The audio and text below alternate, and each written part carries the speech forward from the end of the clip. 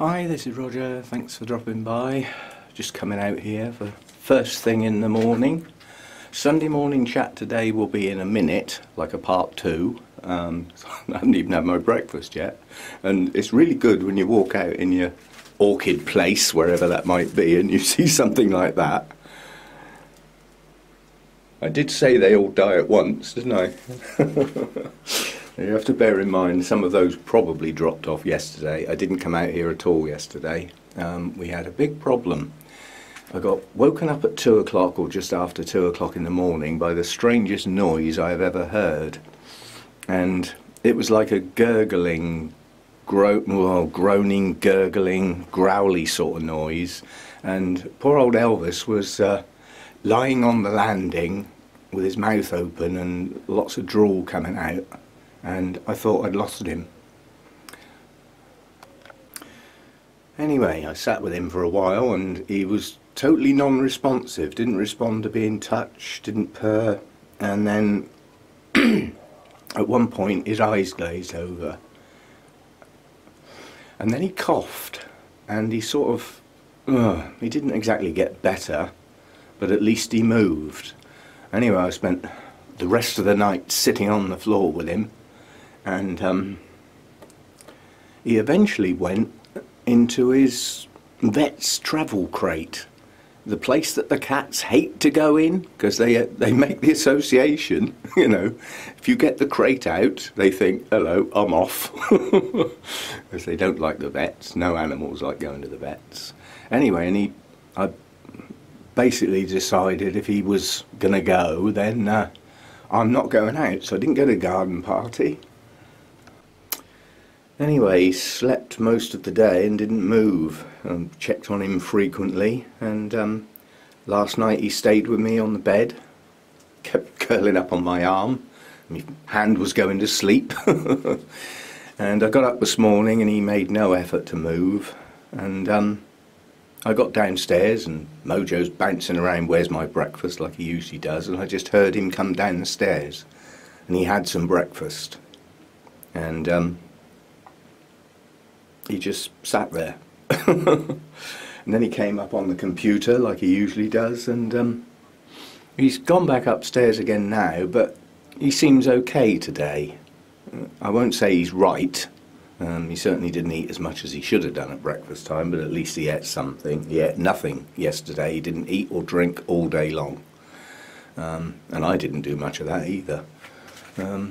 Anyway, he's sort of up and running.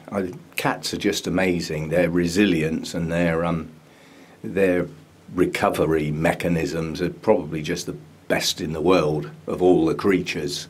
They just seem to be able to self-heal and make themselves well. So he seems to be sort of back up and running. Oh, excuse me.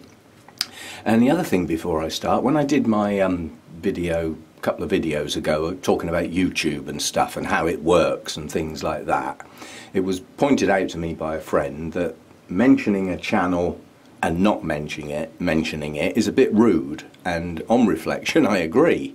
You know, if you're going to sort of talk about a channel, you should at least say which one you're talking about, otherwise it could lead to confusion and some people might think you're talking about channel A when in fact you're talking about channel B.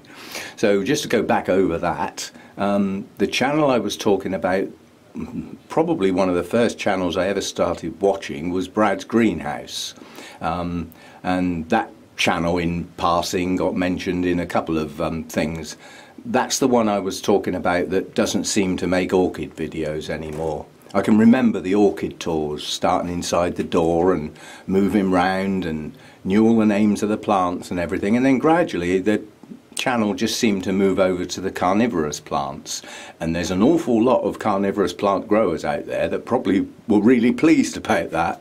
But from my point of view, from an orchid's point of view, suddenly it was well, not suddenly, gradually it became a channel that I hardly ever watched, and Brad hardly ever makes an orchid video now. It tends to be the other stuff. That's fair enough, that's what he does, but he also came into the category of the big ones that probably earn a good living out of it, along with Danny and some of the others I was thinking of I'm no longer subscribed to, because they were not English speaking ones. There was a couple out in the Philippines, Malaysia area, quite a few in the South Americas, the likes of Brazil, places like that, where they've got them growing in the garden naturally. Lucky people. Anyway, so that's just to clear that up really, and yes, it is a bit rude to talk about channels and not say which one you mean. Like I say, it could lead to confusion, and we don't want that, do we?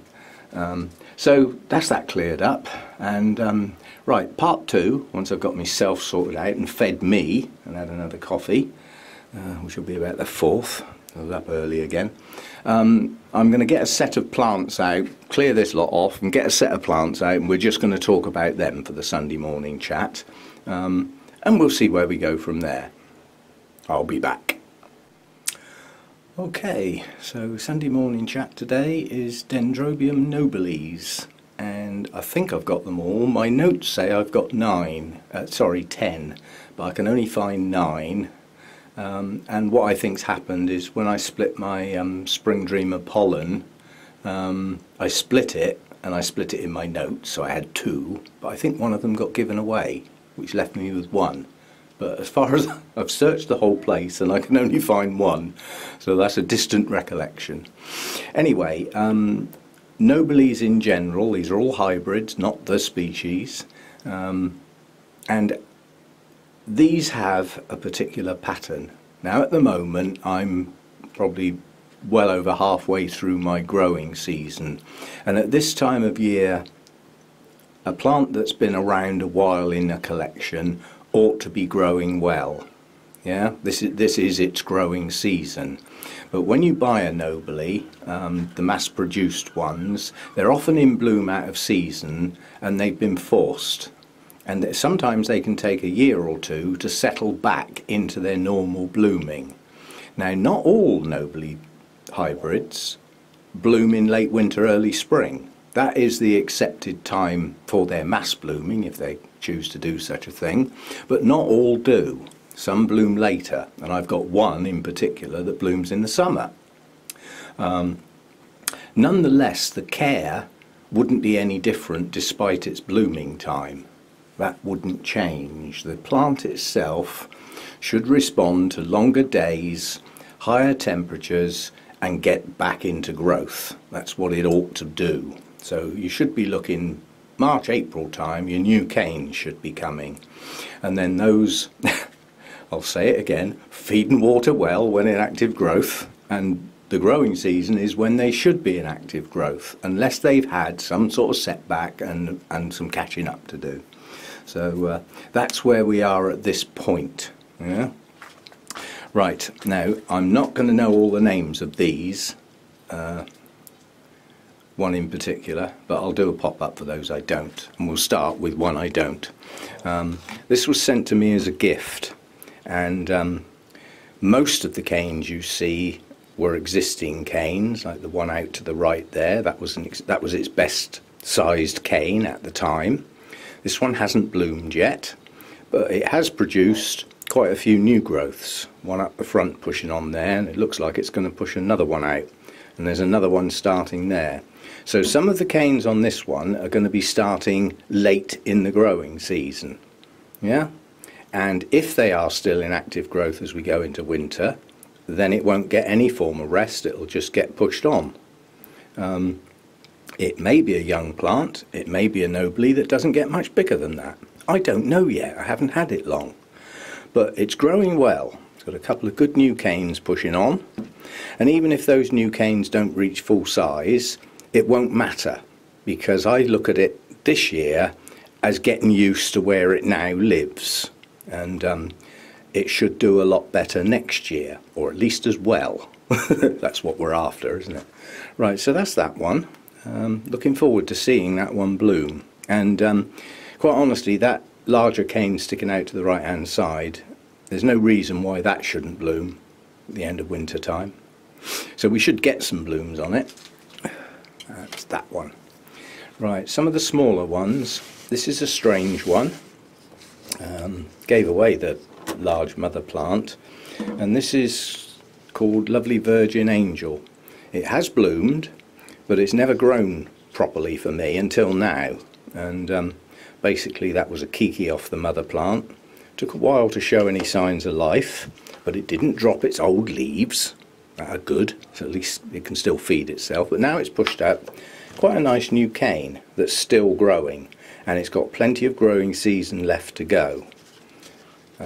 You can see actually even that kiki's got bloom spikes, stumps of bloom spikes, so even that bit bloomed. But this one will be stopped, yeah, as it's only got one new growth. If that attempts to bloom next year, it'll get stopped.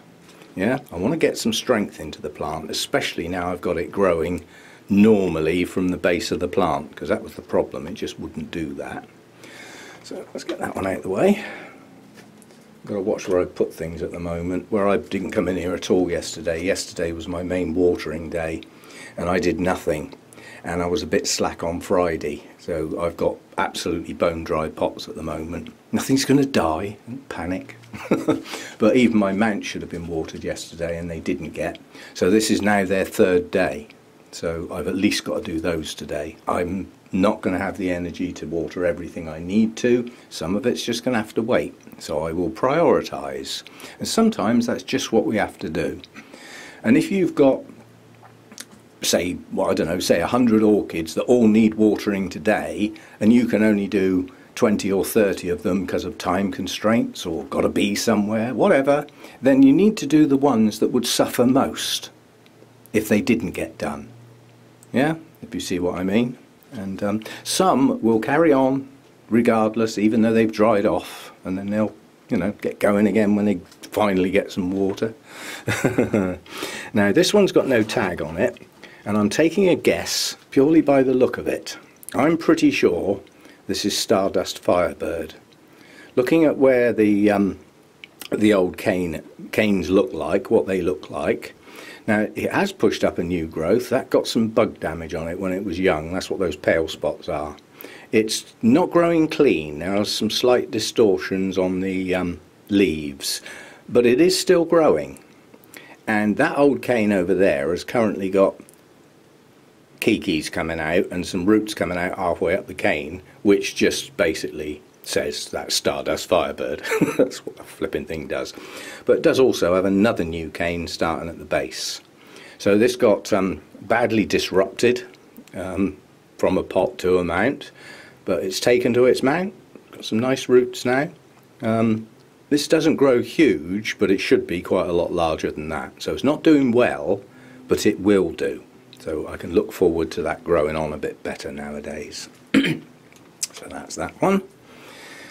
And this one over here is Comet King. Nearly lost this. If I'd lost this, that would be the first nobile I've ever lost. Never lost a nobile. I've lost some other Dendrobium types, but not this, not nobiles. They've always done okay for me. But this one was a not very strong kiki that I allowed to bloom. You can see the stump of the spike on that old cane there, and it drained the plant. Even though the canes didn't totally shrivel, it just took all the energy out of it, and it's taken me a long time to get that to push a new growth out, which it now has, which is still growing, and it's produced a reasonable root system for the size of the plant. Would have been nice to have got 2 new growths, but the fact that that's coming back from the brink, I'll live with 1 for now. Again, not a strong plant yet, so if that attempts to bloom, it'll get stopped. Yeah, sometimes you've just got to think, blow the blooms. I've had them before, I'll have them again, but I don't want them now for the sake of the plant. Yeah, so that's that one. Now these two are what was left of my wedding bell, and there's a little story there. My first wife, from when I was very young, who I still keep in touch with, we're still friends, she has got a couple of orchids, a couple of phalaenopsis, and she actually phoned me up and asked me about them, and we had a chat about that sort of thing. She's not an orchid person or anything like that, but just, you know, the blooms had all fallen off. Could I keep this alive and will it bloom again? You know, so I sort of explained the process and this, that and the other.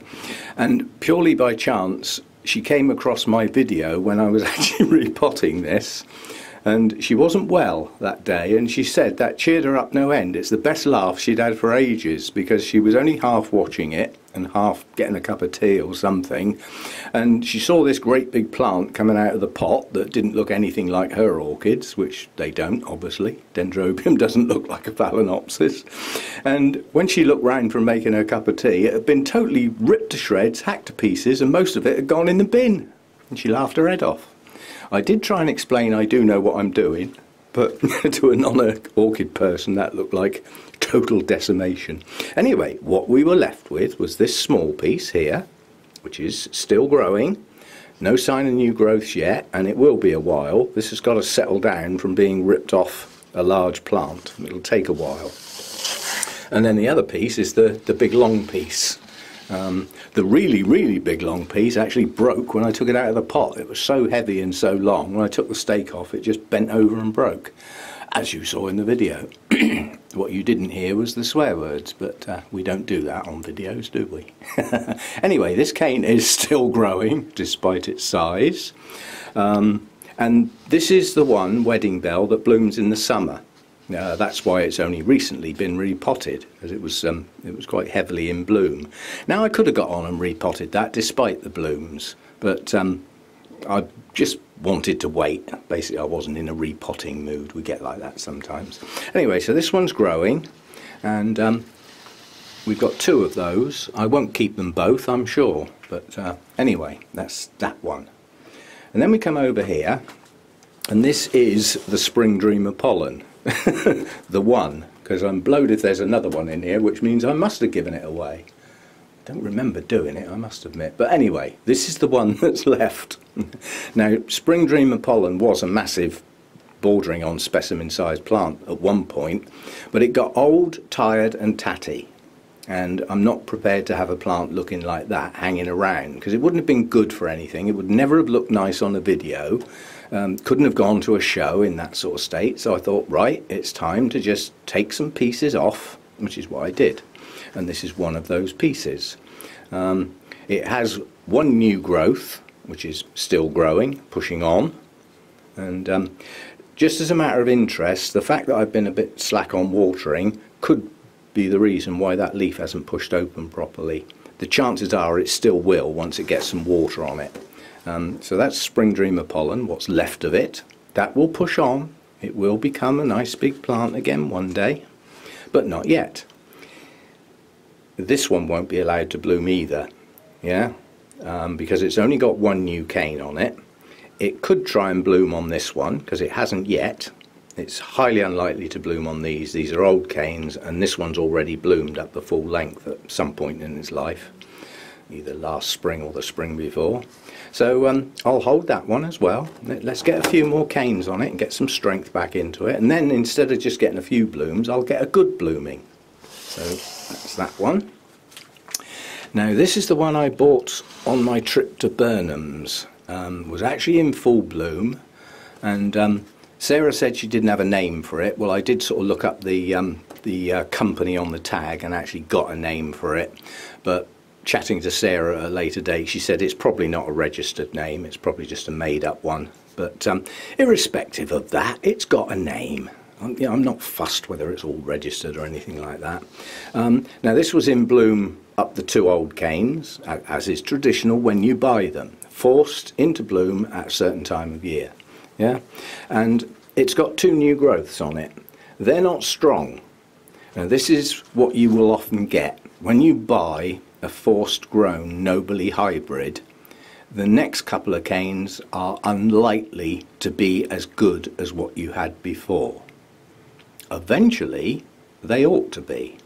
Now, some of them are dwarfed, so you get little short stubby canes with masses of blooms over the whole length, and the next cane that grows is half as big again. So it depends how they've been treated, what you get next after the purchase. But after a couple of years, it'll settle down into a growth pattern, and you know what to expect at that point. Yeah, so that's that one. Nice blooms on that one. I was pleased with that, and I'm pleased it's got some new growths this year. Yeah, because sometimes you have to wait quite a long time from one of those forced versions to actually even get a new growth. It's literally forced, dwarfed, and then removed from perfect conditions, and it sets them back somewhat wicked. They can take quite a while to get going again afterwards. Now this is my Prima Donna, and I was going to say, I bet it's going to fall over. We'll see if we can get it to stand upright. Now obviously when I took this one apart, I did have new growths coming, so I was aware that it could push on this year. I kept enough old canes to give it some strength. Most of those old canes have completely bloomed now. They are highly unlikely to push any more out, but they might find the odd node that just manages to bloom. If that happens, they can be allowed to bloom. And I'll have to think about this one when we get there, because this new growth here has finished growing, so it's not going to get to full size. Yeah, this one here stopped short. That one was on the plant anyway. And then we've got two new ones that are pushing on, both of which are still growing, and a third little one coming out of the bottom, although that looks a bit weak. So I'll make a decision on this one when we get to the time and I see what it decides to do. Now what I will probably do is, there's actually, right, so this hasn't stopped growing. This is an older cane than I thought, because there's a bloom spike there. Yeah, so this cane has had one bloom on it. If these two canes push up to a reasonable size, and this one at least grows, I'll have 3 new growths on it. If I've got 3 new growths on it, as I say, I know it's not going to stand up. I'll have to lean it like it was before I moved it. If this cane decides to bloom next spring, I'll let it, because it'll have enough in the plant to support those few blooms. But I won't let these bloom. I'll just let that one bloom if it wants to, just so that we get to see them again. Right, so those are the ones that I've got. There's quite an assortment. We've got skinny ones, yeah. We've got Stardust Firebird, that is a weird one. That doesn't grow very well for me, that one. I think its makeup probably has some cool growers in there, so it's not so keen on the heat. Comet King is just a normal hybrid that will become a good plant one day. Might even get too big for the mount, who knows? Yeah. So there's a bit of an assortment in various stages, and it'll be interesting to follow these now and perhaps repeat this exercise like as we go into winter, something like that, and see how they've done at the end of the growing season. Maybe, if I remember. Yeah, so right, that's it. Towards the end of the growing season, this is a very brief care guide for nobile hybrids that have settled down into a growth pattern that is predictable. Come the autumn, their canes should have finished growing and they should have reached their full size, hopefully at least as big as previous ones, or possibly bigger. If they're a bit smaller, don't worry, it may be because the previous canes were part of that forced grown exercise in a nursery. Yeah, so don't worry too much. It'll settle down eventually and it'll become predictable. So going into autumn, the growth should be finishing. If that is true, then you can start reducing the feed down, not totally, just reduce it down, and possibly, depending on the weather, start reducing the frequency at which you water. And then you've got to watch the plant. You've got to think, has this stopped growing for the year? Yeah? Now if it has completely stopped growing, terminal leaves on all the canes, they're obvious, the terminal leaf, they tend to stick straight out the top, a bit smaller, and there is only one, as opposed to a continuing growing cane. Yeah? Now without that, this could have been a terminal leaf, but not with that. Yeah? So you get to the point where you're heading in and thoughts of winter are coming along. Those that have finished growing need slowing down a bit. And this is the point where the trick that you've played on them during the growing season comes into its own. Because the resting mechanics for the plant should be cooling down, not freezing the whatnots off, but cooling down. So lower daytime temperatures and quite a bit lower for the night, if you can. Yeah, if you can't do it and it's not perfect, they'll still probably bloom. Might not be as good, but they'll still bloom. So you've got this cooling down process. Combined with that, you need to get the light level up as high as you can. Don't worry, winter sun is not going to burn a nobile. So you can even let them have sun through your glass, but it needs to be right into winter before you start doing that, well into November, so you're on your short day lengths and everything, and the sun's weak. Yeah, they'll take that sun, and the trick is to not give them the bright light in the growing season, because they'll grow anyway. They don't need the bright light. They'll put up with it, but they don't need it. They come from deciduous forest. During their growing season, they'd have leaf cover. Odd bit of dappled sunlight through the tree canopy, possibly, but come, you know, autumn, fall, the leaf cover's gone. They get whatever sun they're given, and that can be quite bright sun. So cool them down a bit and try and get them in as bright a light as you can. And the combination of those two will induce the blooms. That's what kicks them off. But it'll only do it for those that are the late winter, early spring bloomers. Now it is rumoured that those that bloom in the summer still need that treatment. There's something to do with the hormones and the genetics in the plant that register that that has happened even though they don't produce the blooms at that time. Like my summer bloomer, wedding bell. That gets a sort of rest in the winter in here because everything does. Everything gets cooled down in here. Everything gets the brighter light because the shade netting comes off. You know, so they all get it whether they want it or not. So that's it. And then once you start seeing signs of growth again, that'll normally be triggered by the slightly longer days, and the first thing you'll see is the nubbins where the buds are going to form. Don't go mad at that point. Let those nubbins start to push out. And as they start to push out, and you can see the little buds showing, the plant is now using its stored energy.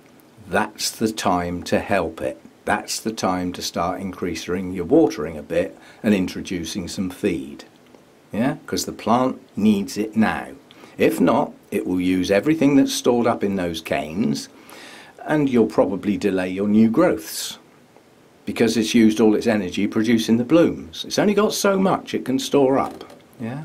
So that's where you have to balance your care. And then obviously at some point you've got your new growths, yeah? And around that time or not long after is when you'll see the new roots on those new growths. That's a good time to think about either splitting and or repotting. Never mind what the blooms are doing, watch the plant. So that's a very loose sort of care guide for the nobiles. They like to cool down a bit in the winter. They like the brighter light in the winter, and you can fool them into thinking they've got bright light by not giving them as much in the growing season, and then the transition is more dramatic. So that's nobiles. That's it for today. Apart from this, I noticed this as well. I didn't notice it first thing because I was all bleary-eyed. My Psychopsis is opening yet another bloom. It is sequential, that's what it does. How the hell it does it with a plant looking like that, I really don't know. That must be the worst looking plant I've got in the place. It's embarrassingly bad. Did push up one new growth a while back. That's the leaf on the new growth. That's not brilliant. How the hell it can still support that spike, I really don't know. Anyway, it has been repotted this year. It still hasn't thrown a new growth though. But, you know, as long as it keeps doing that, it can stay. It's not fully open yet, obviously. So there we go. That's the Sunday morning chat. And as I said, sorry I wasn't in it this week, like is traditional, but you know, I'm not at my best. You don't want to see my baggy eyes through lack of sleep 2 nights on the trot and my unkempt look. That's, you know, if you're going to be in your videos, you at least need to make yourself look presentable and not look like you've just dragged your sorry whatnot out of bed like I do at the moment. So anyway, thanks for dropping by, and I'll see you next time. Bye for now. Whoops, forgot the film quiz for those of you bothering. I don't mind if only a couple of people bother. It's no effort for me to do it, is it? So it's a bit of fun for those who like that sort of thing. Right, you can have a relatively easy one. And the expression is, I am a serving US Senator. So I need the film, and the word that followed that line. Yeah? So that'll do. Don't need all the actors and all that sort of stuff. Film and the word that followed that expression. And the next one's not quite so easy unless you follow the set of films. The expression is, would you like a shot at the title? And I need to know the character and actor who said it, and the character and actor that it was said to, and of course the film. I'll have a play with that lot then. See you next time.